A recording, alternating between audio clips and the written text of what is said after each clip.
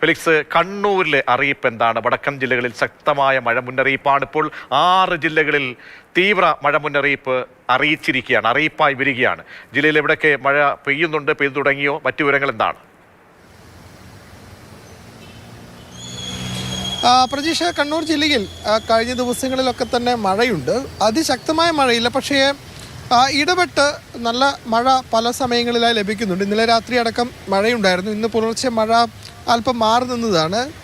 ഇപ്പോഴും ചാറ്റൽ മഴയാണെങ്കിൽ കൂടി മഴ ജില്ലയിൽ അനുഭവപ്പെടുന്നുണ്ട് എന്നതാണ്.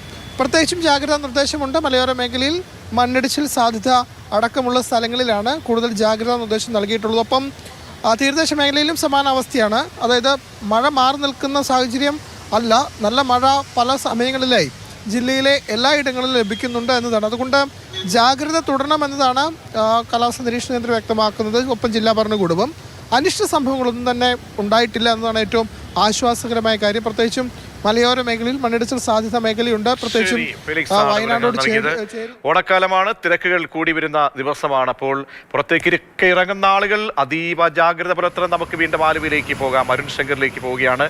ആലുവ ഉൾപ്പെടെയുള്ള പ്രദേശങ്ങളിലെ വെള്ളക്കെട്ട് നമ്മൾ നേരത്തെ കണ്ടതാണ്. വലിയ അമ്പരപ്പും വലിയ ആശങ്കയും ഒക്കെ തന്നെ ഉളവാക്കിയിരുന്ന പല കടകൾ പോലും തുറക്കാൻ കഴിയാത്ത അവസ്ഥയുണ്ട്.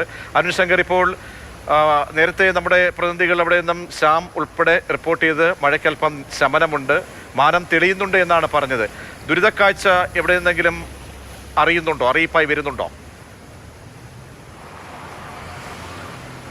പ്രജീഷ്, രാവിലെ 10 മണി മുതൽ ഏകദേശം 2 മണിക്കൂറോളമാണ് മഴ തിമിർത്ത് പെയ്തത്.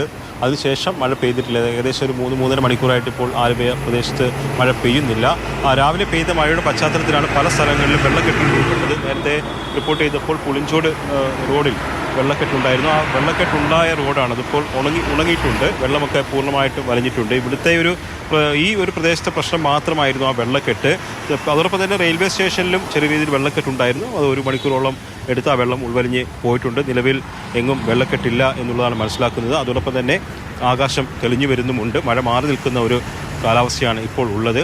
ഒരുപക്ഷെ ഇനി മഴ പെയ്തു കഴിഞ്ഞാൽ, തുടർച്ചയായി നേരത്തെ രാവിലെ പെയ്തതുപോലെ ഒരു 2 മണിക്കൂറൊക്കെ നിന്ന് പെയ്തു കഴിഞ്ഞാൽ ഇത്തരം ഒറ്റപ്പെട്ട സ്ഥലങ്ങൾ വിവരങ്ങൾ നൽകിയത്. കാരണം ഒരു മഴ പെയ്തപ്പോൾ തന്നെ ഇതാണ് അവസ്ഥയെങ്കിൽ തീർച്ചയായും അവിടെയുള്ള അധികൃതർ ഈ മഴ മാറി നിൽക്കുന്ന സമയത്ത് കാനകളുടെയൊക്കെ തന്നെ സ്ഥിതി ഒന്ന് പരിശോധിക്കണം. കാരണം ഇനി ഒരു മഴ പെയ്തു കഴിഞ്ഞാൽ അത് താങ്ങാൻ കഴിയാത്ത വണ്ണം വെള്ളം ഉയരുന്ന ഒരു സ്ഥിതി ഉണ്ടാകും. നമുക്കിനി ഇടുക്കിയിലേക്ക് കൂടി പോകാം. നിതിൻ ചേരുന്നുണ്ട് ഇടുക്കിയിൽ നിന്നും. നിതിൻ, മലയോര പ്രദേശമാണ്, മുന്നറിയിപ്പുകൾ എന്തൊക്കെയാണ് ലഭ്യമാകുന്നത്? മഴയുണ്ടോ ജില്ലയിൽ? പ്രജീഷ്, ഇന്നലെ രാത്രി മുതൽ മലയോര മേഖലകളിൽ മഴ പെയ്യാൻ തുടങ്ങിയതാണ്. ഇതുവരെയും ശമനമുണ്ടായിട്ടില്ല. പക്ഷേ ഇടവിട്ടാണ് മഴ പെയ്യുന്നത്. തുടർച്ചയായി ഒരു ശക്തിയായ മഴയിലേക്ക് ഇതുവരെയായിട്ടും കടന്നിട്ടില്ല. പക്ഷേ ഇടവിട്ട് തുടർച്ചയായി തന്നെ മഴ പെയ്തുകൊണ്ടിരിക്കുകയാണ്. ആശങ്കപ്പെടേണ്ട സാഹചര്യം നിലവിൽ ഒന്നും തന്നെ ഇല്ല എന്നാണ് കരുതപ്പെടുന്നത്. കാരണം ജില്ലാ ഭരണകൂടം ഇതുവരെ ഒരു നിർദ്ദേശങ്ങളും പുറപ്പെടുവിച്ചിട്ടില്ല. ജില്ലയിൽ യെല്ലോ അലർട്ട് ആയിട്ടുണ്ട്. അതുപോലെ തന്നെ നദികളൊക്കെ തന്നെ കലങ്ങി ഒഴുകാൻ തുടങ്ങിയിരിക്കുന്ന ഒരു സാഹചര്യവും കാണുന്നുണ്ട്. നഗരപ്രദേശങ്ങളിലേക്ക് വരികയാണെങ്കിലും നഗരപ്രദേശങ്ങളിലും മഴ അതിശക്തമായി തന്നെയുണ്ട്. അതുപോലെ തന്നെ ഈ നദികളും ആറുകളും ഒക്കെ തന്നെ വെള്ളം ഒഴുകിയെത്താൻ തുടങ്ങിയിട്ടുണ്ട്. നിറഞ്ഞ് ഒഴുകുന്ന ഒരു സാഹചര്യവും ഉണ്ടായിട്ടുണ്ട്. ഇനി ഒരു പക്ഷേ ഇത്തരത്തിൽ തന്നെ മഴ തുടർന്നു പോവുകയാണെങ്കിൽ വിവരങ്ങൾ നൽകിയത്. അപ്പോൾ ശ്രദ്ധ വേണം. 6 ജില്ലകളിൽ തീവ്ര മഴ മുന്നറിയിപ്പുണ്ട്. 5 ജില്ലകളിൽ യെല്ലോ അലർട്ടാണ്. മലയോര തീരദേശ പ്രദേശങ്ങളിലൊക്കെ ഉള്ളവർ ജാഗ്രത പാലിക്കണം.